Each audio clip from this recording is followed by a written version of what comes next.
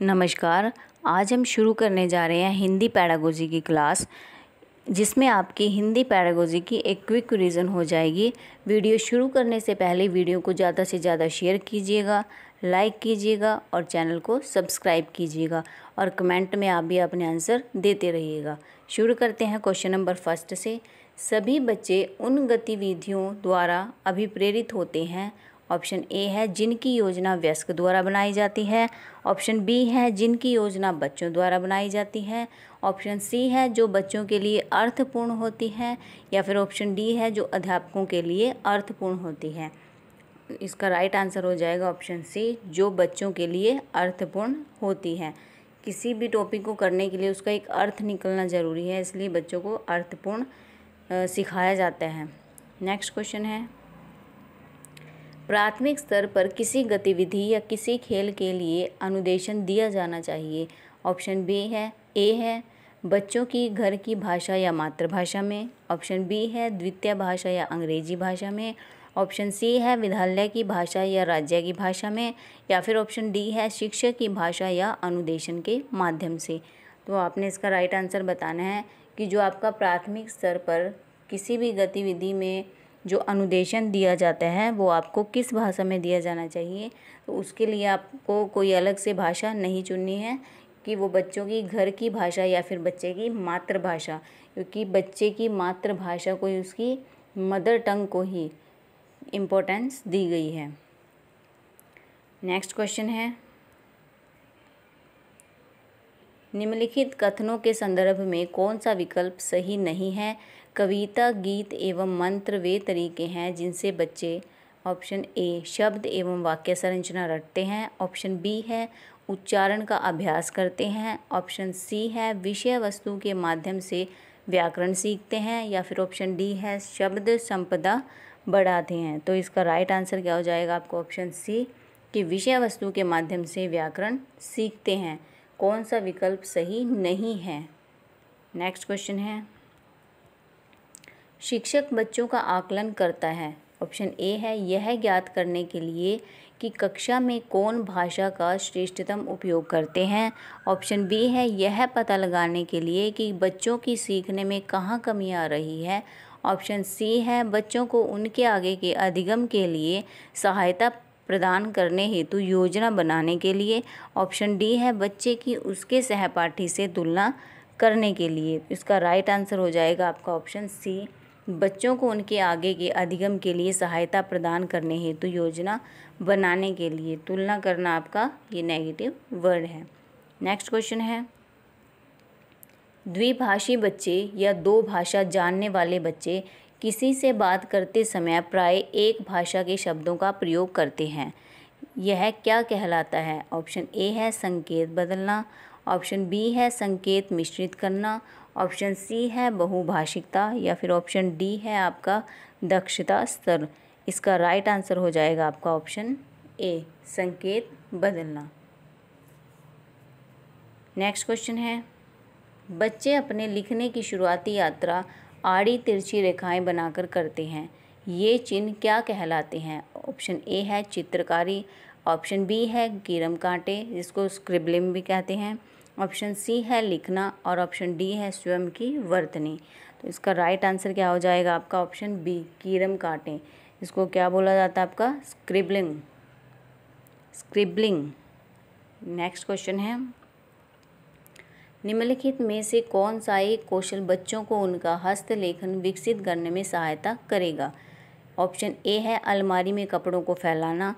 Option B है कुछ छलका देना। ऑप्शन सी है तीलियां उठाना। ऑप्शन डी है धागे में मन के पिरोना।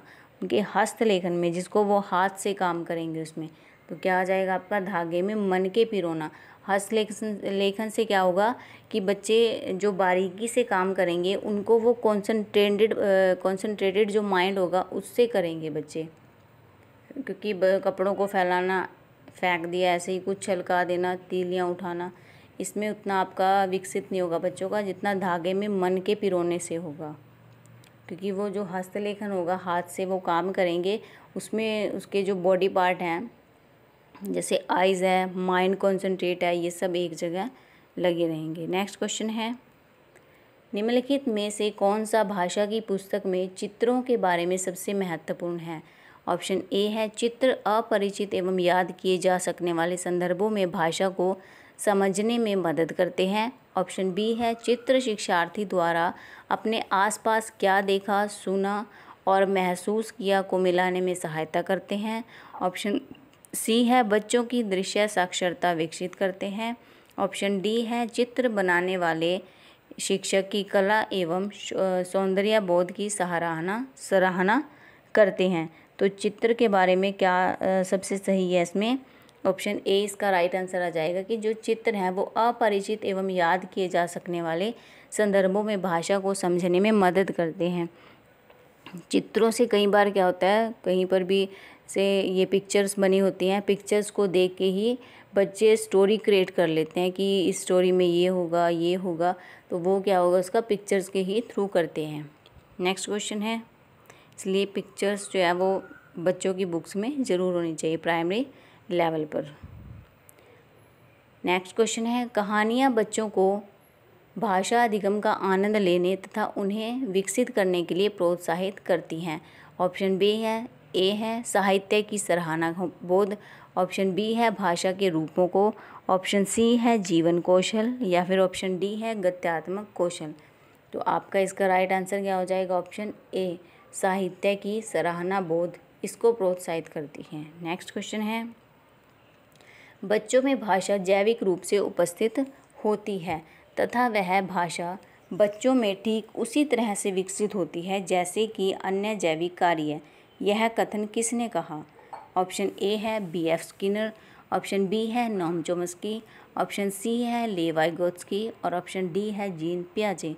इसका राइट आंसर हो जाएगा आपका option B Noam Chomsky. Noam Chomsky जी हैं जो आपके किसी भी लैंग्वेज में देखने को मिलेंगे। किसी भी लैंग्वेज में आपकी हिंदी की है, इंग्लिश की है, संस्कृत की है, इन सब में आपको इनसे रिलेटेड क्वेश्चन मिलेगा। और एक स्टीफन क्रैशर से, ये इम्पोर्टेंट टॉपिक है इसलिए इनको ज़रूर कर लेना। नेक्स्ट क्वेश्चन है, प्रभावी रूप से व्याकरण पढ़ाने के बारे में निम्नलिखित में से कौन सा एक कथन सही नहीं है? ऑप्शन ए है वास्तविक संप्रेषण के रूप में प्रस्तुत करना। ऑप्शन बी है संदर्भों के अनुसार व्याकरण के प्रासंगिक नियम बनाना। ऑप्शन सी है वास्तविक जीवन में संप्रेषण के समान अभ्यास करने के अवसर देना या फिर ऑप्शन डी है नियमों को रटकर तथा अभ्यास करके व्याकरण सीखना। अब इसमें क्या पूछा गया है आपका कि कौन सा जो कथन है वो सत्य नहीं है? तो इसका राइट आंसर क्या हो जाएगा? आपका जो नेगेटिव वर्ड है वही आपका राइट आंसर है। ऑप्शन डी नियमों को रटकर तथा अभ्यास करके व्याकरण सीखना, ये आपका नेगेटिव वर्ड है। नेक्स्ट क्वेश्चन है, निम्नलिखित में से किस पर साक्षरता अर्जित करने में कुशलता होनी चाहिए? ऑप्शन ए है ध्वनि विज्ञान संबंधी जागरूकता एवं प्रभावता। ऑप्शन बी है दृश्य शब्दावली एवं प्रतिमान पहचान। ऑप्शन सी है अर्थांकन करना एवं भाषा की समझ। ऑप्शन डी है शुद्धता एवं ध्वनि विज्ञान संबंधी समझ। इसका राइट आंसर हो जाएगा आपका ऑप्शन सी अर्थांकन करना और भाषा की समझ, यही जो है उसमें साक्षरता अर्जित करने में कुशलता होनी चाहिए। नेक्स्ट क्वेश्चन है, शिक्षा में भाषा अधिगम की प्रक्रिया को बढ़ावा देने के लिए तकनीकी का प्रयोग करना कहलाता है। ऑप्शन ए है IIT। ऑप्शन बी है ITC। ऑप्शन सी है सूचना प्रौद्योगिकी या फिर ऑप्शन डी है संप्रेषण प्रौद्योगिकी। इसका राइट आंसर हो जाएगा आपका option B ITC। Next question है, विद्यार्थियों के अधिगम के आकलन के लिए उपयोग की जाने वाली स्कोरिंग मार्गदर्शिका को क्या कहते हैं? ऑप्शन ए है रूब्रिक्स। ऑप्शन बी है जांच सूची। ऑप्शन सी है अनुसूची या फिर विस्तृत सूची भी इसको कहा जाता है। ऑप्शन डी है क्रम निर्धारण मापनी। इसका राइट आंसर हो जाएगा आपका ऑप्शन ए रूब्रिक्स। ये विद्यार्थियों के अधिगम के आकलन के लिए उपयोग की जाने वाली स्कोरिंग मार्गदर्शिका है। नेक्स्ट क्वेश्चन है, व्याकरण अनुवाद विधि अधिक बल देती है, जो आपकी विधियां हैं उसमें एक आपकी व्याकरण अनुवाद विधि, तो वो किस पर बल देती है? ऑप्शन ए है शुद्धता पर। ऑप्शन बी है प्रवाह पर, ऑप्शन सी है उपयुक्तता पर, ऑप्शन डी है आपका उच्चारण पर। तो इसका राइट आंसर हो जाएगा आपका ऑप्शन ए। ये जो व्याकरण अनुवाद विधि है वो आपकी शुद्धता पर अधिक बल देती है। नेक्स्ट क्वेश्चन है, प्राथमिक स्तर पर शिक्षार्थियों के आकलन के दौरान एक भाषा शिक्षक को मुख्य रूप से निम्नलिखित में से एक पर ध्यान देना चाहिए। ऑप्शन ए है औपचारिक साप्ताहिक परीक्षा और उसे प्रगति पत्र में दर्ज करना।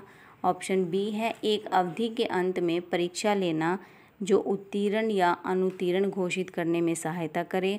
ऑप्शन सी है शिक्षार्थियों के निष्पादन के बारे में विविध तरीके से जानकारी एकत्रित करना तथा उसे शिक्षार्थियों एवं उनके माता पिता के साथ साझा करना। ऑप्शन डी है भाषा के अभ्यास में वृद्धि तथा विविधता लाने हेतु प्रतिदिन कक्षा कार्य एवं गृह कार्य के रूप में दत्त कार्य देना। तो इसका राइट आंसर क्या हो जाएगा आपका, एलिमिनेशन मेथड यूज़ करके देखते हैं इसमें। फर्स्ट में जो है आपका ऑप्शन ए में क्या लिखा है, ए में लिखा है कि औपचारिक साप्ताहिक परीक्षा और उसे प्रगति पत्र में दर्ज करना। तो आपका ये जो है ये नेगेटिव हो जाएगा आपका परीक्षा वाला। फिर आपका बी में कि एक अवधि के अंत में परीक्षा लेना जो उत्तीर्ण या अनुत्तीर्ण घोषित, जो बच्चों को फेल और पास पर ही डिपेंड करता है। सी में लिखा है कि शिक्षार्थियों के निष्पादन के बारे में विविध तरीके से जानकारी एकत्रित करना और शिक्षार्थियों एवं उनके माता पिता के साथ साझा करना। ये आपका पॉजिटिव निकलता है यहाँ से। और डी में क्या है कि भाषा के अभ्यास में वृद्धि तथा विविधता लाने हेतु प्रतिदिन कक्षा कार्य और गृह कार्य के रूप में दत्त कार्य देना। तो ये भी आपका नेगेटिव ऑप्शन है। तो राइट आंसर क्या होगा आपका ऑप्शन सी, जो कि आपका पॉजिटिव है। शिक्षार्थियों के निष्पादन के बारे में विविध तरीकों से जानकारी एकत्रित करना तथा उसे शिक्षार्थियों एवं उनके माता पिता के साथ साझा करना, ये आपका राइट आंसर हो जाएगा।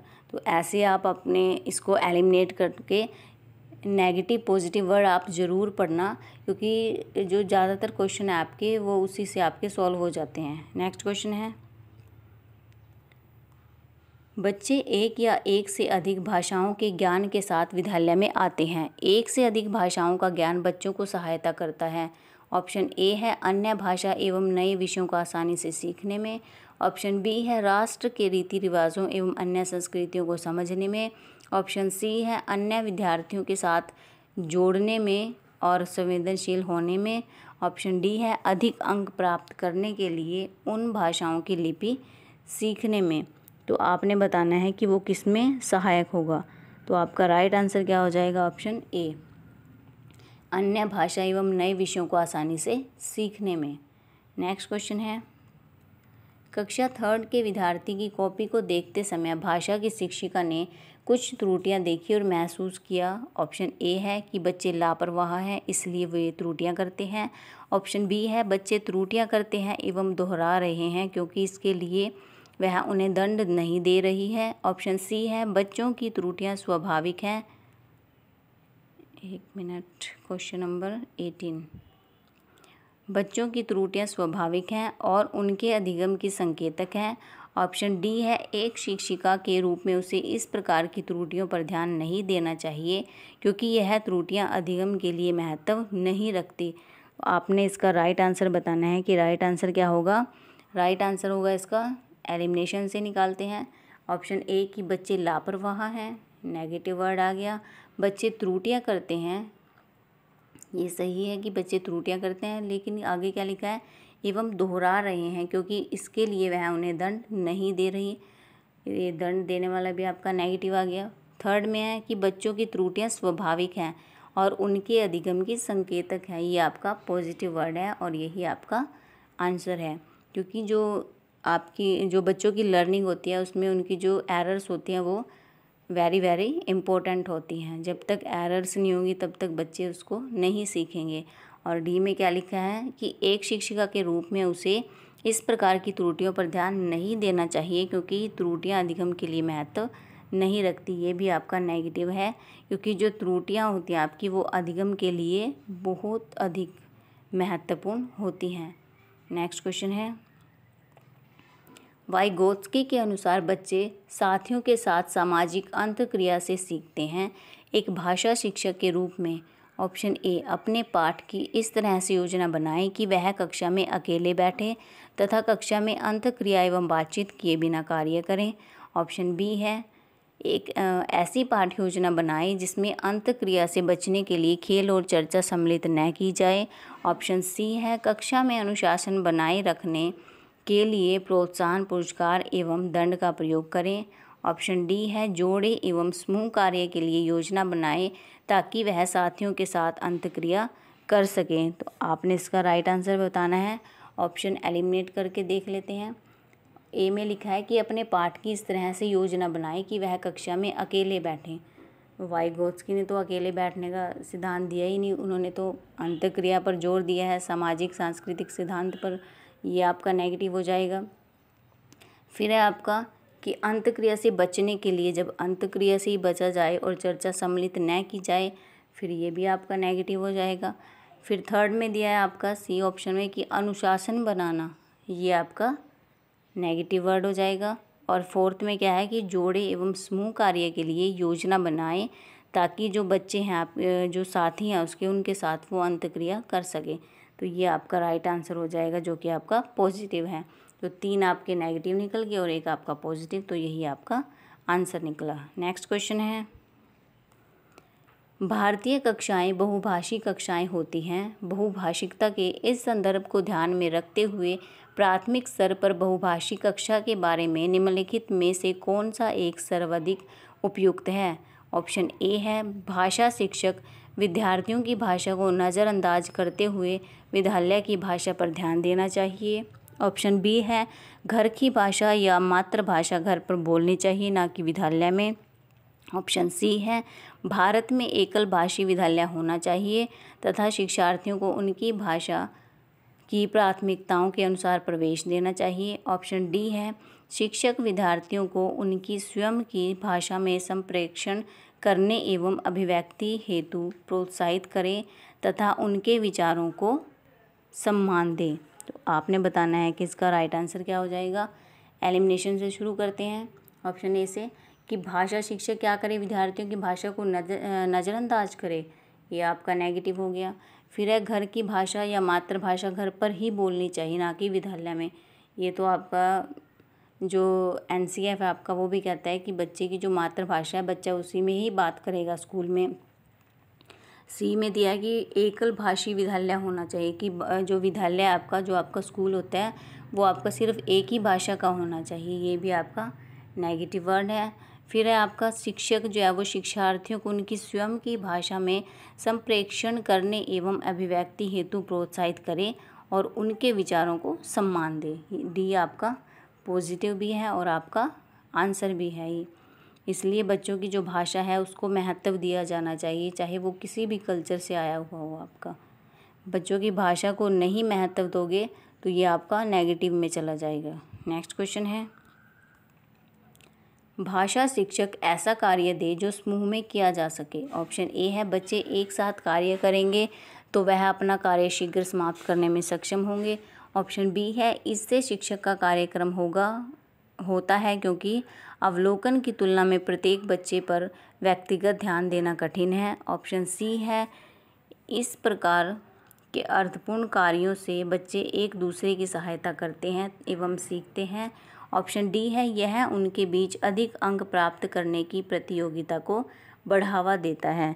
तो आपने बताना है कि इसका राइट आंसर क्या हो जाएगा इसमें, कि किसको सिखाया जाता है इसमें। ऑप्शन सी, इस प्रकार के अर्थपूर्ण कार्यों से बच्चे एक दूसरे की सहायता करते हैं और सीखते हैं। जब भी बच्चे समूह में कार्य करते हैं तो वो क्या करेंगे, वो अर्थपूर्ण कार्यों से बच्चे एक दूसरे की एक तो सहायता करते हैं, हेल्प करते हैं, और दूसरा क्या करते हैं, वो उसको सीखते हैं। नेक्स्ट क्वेश्चन है, नेक्स्ट क्वेश्चन है हमारा 22। हाँ, अध्यापक का अपनी कक्षा में इस बात पर ध्यान जाता है कि एक बच्चे को भाषा पढ़ने एवं समझने में कठिनाई हो रही है। यह डैश का लक्षण हो सकता है। अब आपका डिसेबिलिटी वाला क्वेश्चन आ गया इसमें। ऑप्शन ए है गणना में अक्षमता, जिसको डिस्कैलकुलिया भी कहा जाता है। बी है लिखने में अक्षमता, जिसको डिस्ग्राफिया कहा जाता है। ऑप्शन सी है प्रयोग या अभ्यास करने में अक्षमता, जिसको डिस्प्रैक्सिया कहा जाता है। ऑप्शन डी है आपका पढ़ने में अक्षमता, जिसको डिसलेक्सिया कहा जाता है। तो आपका राइट आंसर क्या होगा? इसमें क्या पूछा है आपका? पढ़ने में पूछा है कि पढ़ने में बच्चे को कठिनाई हो रही है, तो पढ़ने का आपका किससे रिलेटेड होगा? वो आपका पढ़ने से ही रिलेटेड होगा। तो डिसलेक्सिया आपका इसका आंसर हो जाएगा ऑप्शन डी, कि पढ़ने में जो है बच्चे को अक्षमता हो रही है, अगर उसको पढ़ने में कठिनाई हो रही है तो बच्चे को डिसलेक्सिया है। और गणना में कठिनाई है तो आपका उसको गणित से संबंधी समस्याएं हैं। ये तो आपका गणना ही लिख दिया। डिसकैलकुलिया, कैलकुलिया आपका कैलकुलेटर से रिलेट करता है शब्द, तो आपका गणित में यूज़ करते हैं कैलकुलेटर को।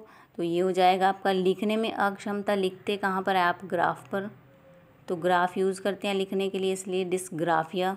ऐसे आप ट्रिक से याद कर सकते हैं। और ये सी में पूछा है कि प्रयोग या अभ्यास करने में अक्षमता, डिस्प्रैक्सिया। डिस्प्रैक्सिया होता है आपका कि बच्चे को जो शारीरिक एबिलिटी डिसेबिलिटी है, शारीरिक अक्षमता है, उसको बोला जाता है ये डिस्प्रैक्सिया। नेक्स्ट क्वेश्चन है, निम्नलिखित में से कौन सा कथन प्राथमिक स्तर पर आंदोलन करने के संदर्भ में सही है? इसमें आ जाएगा आपका प्राथमिक स्तर पर। ये आंदोलन कहाँ से आ गया भाई? इसका इधर आ जाएगा आकलन। आंदोलन नहीं चलाना है, आकलन करना है बच्चों का प्राथमिक स्तर पर। ये गलत लिख दिया। ऑप्शन ए है आकलन प्रत्येक सत्र के अंत में करना चाहिए। ऑप्शन बी है आकलन राज्य आधारित प्रक्रिया होनी चाहिए तथा राज्य द्वारा पूरे राज्य में एक साथ ही आयोजित करनी चाहिए। ऑप्शन सी है आकलन विद्यालय आधारित तथा शिक्षण अधिगम प्रक्रिया के साथ समावेशित होनी चाहिए। ऑप्शन डी है आकलन वर्ष में एक बार आयोजित करना चाहिए। इसका राइट आंसर हो जाएगा आपका ऑप्शन सी, कि आकलन विद्यालय आधारित तथा शिक्षण अधिगम प्रक्रिया के साथ समावेशित होना चाहिए। नेक्स्ट क्वेश्चन है, निम्नलिखित में से आप किसे भाषा की कक्षा हेतु प्रमाणिक सामग्री के रूप में स्वीकार करते हैं? ऑप्शन ए है पाठ्य पुस्तक, बी है कार्य पुस्तिका, सी है समाचार पत्र, डी है पूरक पुस्तिका।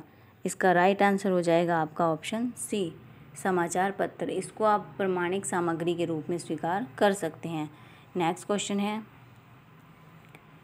भाषा अधिगम के लिए सामग्री तैयार करने के सिद्धांतों में से एक है। ऑप्शन ए है प्रत्येक आयु वर्ग के लिए जटिल सामग्री चुनी जानी चाहिए। ऑप्शन बी है सामग्री औचित्यपूर्ण तरीके से स्तरानुसार होनी चाहिए। ऑप्शन सी है किसी भी प्रकार की सामग्री चुनी जा सकती है। या फिर ऑप्शन डी है सामग्री छोटी तथा सीमित होनी चाहिए। राइट आंसर क्या हो जाएगा इसका? ऑप्शन बी, सामग्री औचित्यपूर्ण तरीके से स्तरानुसार चुनी जानी चाहिए, स्तरानुसार होनी चाहिए। नेक्स्ट क्वेश्चन है, भाषा अर्जन होता है जब ऑप्शन ए बच्चे को व्याकरण के नियम पढ़ाए जाते हैं। ऑप्शन बी बच्चे को पुरस्कार या दंड दिया जाता है। ऑप्शन सी बच्चे को भाषा के अवसर मिलते हैं। ऑप्शन डी बच्चा बिना सचेतन ध्यान के भाषा ग्रहण करता है। तो आपका इसका राइट आंसर हो जाएगा कि अर्जन, भाषा अर्जन कब करता है बच्चा? ये तो आपका नेगेटिव है कि व्याकरण के नियम पढ़ाए जाते हैं तब अर्जन करेगा, उसको दंड दिया जाएगा तब अर्जन करेगा। बच्चे को जब भाषा के अवसर मिलेंगे तब वो उसको अर्जन करेगा। तो अवसर आपका पॉजिटिव वर्ड है। नेक्स्ट क्वेश्चन है, भाषा के उत्पादन कौशल हैं। एक भाषा के उत्पादन कौशल, भाषा के 4 कौशल होते हैं आपके पास। राइटिंग होता है आपका, रीडिंग होता है आपका और लिसनिंग होता है आपका। ये आपके भाषा के 4 कौशल होते हैं। उसके बाद इसमें इसने क्या पूछा है कि भाषा के उत्पादन कौशल पूछे हैं। उत्पादन में क्या आएगा इसका? ऑप्शन ए पठन तथा लेखन, बी में आएगा इसका पठन तथा श्रवण, सी में आएगा वाचन तथा लेखन और डी में आएगा वाचन तथा श्रवण। तो भाषा के जो उत्पादन कौशल हैं आपके पास वो वाचन तथा लेखन। आंसर सी हो जाएगा इसका, वाचन तथा लेखन। बोलना और सुनना, स्पीकिंग, एक आपका स्पीकिंग रह गया। आपका क्या हो जाएगा इसमें? रीडिंग, राइटिंग, स्पीकिंग और लिसनिंग। ये 4 कौशल हो गए। 4 कौशल में से आपका स्पीकिंग और राइटिंग आपका किस में आ जाएगा? उत्पादन कौशल।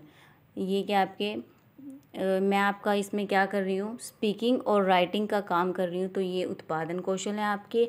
और जब आप इन चीज़ों को रिसीव करते हो, इन चीज़ों का आप रिसीव करते हो, सुनते हो, आप इन चीज़ों को पढ़ते हो और सुनते हो, इसमें आपका कौन सा कौशल आ जाएगा? फिर आपका ग्रहण, जो आपका ग्रहणात्मक, तब आप इनको ग्रहण कर रहे हो, ये आपका ग्रहणात्मक कौशल है। ग्रहणात्मक कौशल, ये आपका ग्रहणात्मक हो जाएगा। और जब आप उत्पादन कर रहे हो उसका, तो आपका वो वाचन और लेखन में आ जाएगा। नेक्स्ट क्वेश्चन है, सभी बच्चे उन गतिविधियों द्वारा अभिप्रेरित होते हैं। ऑप्शन ए है जिनकी योजना वयस्क द्वारा बनाई जाती है। ऑप्शन बी है जिनकी योजना बच्चों द्वारा बनाई जाती है। ऑप्शन सी है जो बच्चों के लिए अर्थपूर्ण होती है। ऑप्शन डी है जो अध्यापकों के लिए अर्थपूर्ण होती है। इसका राइट आंसर हो जाएगा आपके पास ऑप्शन सी, जो बच्चों के लिए अर्थपूर्ण होती है। नेक्स्ट क्वेश्चन है, द्विभाषी बच्चे या 2 भाषा जानने वाले बच्चे किसी से बात करते समय प्राय एक भाषा के शब्दों का प्रयोग करते हैं, यह क्या कहलाता है? ऑप्शन ए है संकेत बदलना। ऑप्शन बी है संकेत मिश्रित करना। ऑप्शन सी है बहुभाषिकता। ऑप्शन डी है दक्षता स्तर। इसका राइट आंसर हो जाएगा आपके पास ऑप्शन ए, संकेत बदलना। नेक्स्ट क्वेश्चन है, विद्यार्थियों के अधिगम के आकलन के लिए उपयोग की जाने वाली स्कोरिंग मार्गदर्शिका को क्या कहते हैं? ऑप्शन ए है रूब्रिक्स। ऑप्शन बी है जांच सूची। ऑप्शन सी है अनुसूची या विस्तृत सूची। ऑप्शन डी है क्रम निर्धारण मापनी। यहाँ पर आएगा इसका मापनी। तो इसका राइट आंसर हो जाएगा आपका ऑप्शन ए, रूब्रिक्स। वीडियो कैसी लगी आपको कमेंट में ज़रूर बताइएगा। वीडियो को ज़्यादा से ज़्यादा शेयर कीजिएगा, लाइक कीजिएगा और चैनल को सब्सक्राइब कीजिएगा। Thank you.